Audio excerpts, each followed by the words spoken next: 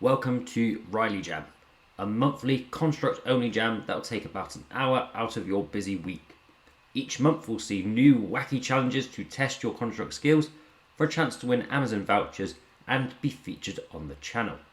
Simply make your game, follow the rules, and send your submission to the email found in the description. So without further ado, this month's challenge is free events only.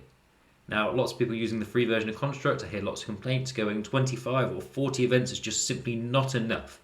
And for a full game, I agree, yes, there's not enough to make a full game with.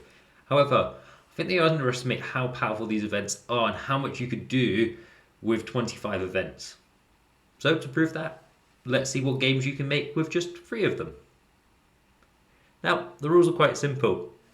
Free events only, but you can have as many actions as you want and behaviours.